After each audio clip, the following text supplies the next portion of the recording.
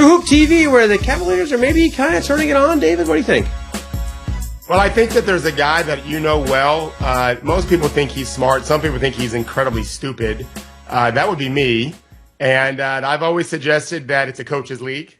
And I think that David Blatt... Could that be because you're a coach? Probably. Yeah. But I also try to be an observer of what I see and an analyst and think about things. And I think that a bad coach would not help Kyrie grow. And I think David Blatt has proven many times now, just now in the NBA for the first time, that he's a good coach. I think he values, he says the ball has energy. So that's a simple, specific point on a bigger issue of getting that ball moving. And it also, even larger than that, is you got to care about each other. We got to be invested in each other. And so I'm not at all surprised. Number one, Kyrie, from all accounts, is a great dude. Everyone I've met loves the guy as a person, not just a basketball player, of which, of course, he's an elite level talent and has been for a long time. Let me add, this is new for him, playing with the best player in the world. And Kevin Love's probably the best player he's ever played with that isn't named LeBron James. And I'd like to add, too, Henry, that I've noticed Kevin Love is just absolutely letter perfect in what he says to the media, what he's saying to the media, and how he's responding to bad games, not a lot of shots, not a lot of touches. He's just shutting his mouth, and if he talks, it's great, and doing his job, and he's put up some big numbers recently. That's a sign of the guys collectively saying, okay, it's on us. And I'll remind you of something, Henry. We talked about this. I literally talked to you about it when it happened. I was talking to Udonis Haslem, my first ever student in the NBA a long time ago, on the court before Game 3 about the dynamic of playing in the Heat with those guys, right? Right. And Udonis said, I'll be honest, Coach Thorpe, it is hard to play with those three guys for reasons that I think are pretty obvious. They kind of suck all the oxygen out of the room. He said, but I got to tell you, they're great guys and they're great teammates. So I thought about that when the Cavaliers kind of came together the way they did. If Kevin Love and Kyrie can learn to be like Wade and Bosh and LeBron just continue to do what he's doing, they're going to be an amazing team because even though it might be hard to play with three very ball-dominant scorers and so forth, those guys are willing passers naturally.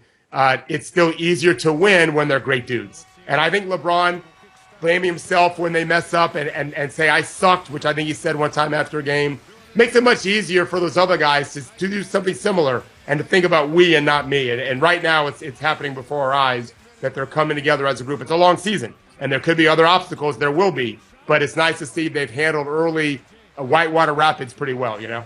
Well, any job, working in any group, right?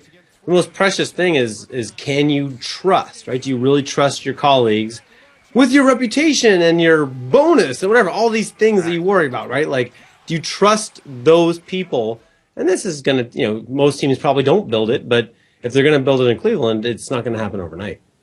Well, you talk about, of course, you're right. It's a great point about most people. I like when you compare NBA players to the rest of humans, because we're all human, and they're human too, and I know them well as human beings, and they think like all of us in many respects, not every respect. They do have amazing confidence. That's why they're in the NBA. A lot of great players play in Europe that just lack confidence. But I think it goes to something we talked about with Blatt. That, to me, is the bigger challenge, Henry, is not the fact that for them to trust each other as players, especially with the Team USA component and some of the other things they have in common, and they're on the court sweating and working together. I think Blatt is doing what he can do as a coach, and then they've got to decide on their own, okay, is this making sense? And so far, it is. The things he's challenging them to do, they are trying to respond in kind and importantly, having success.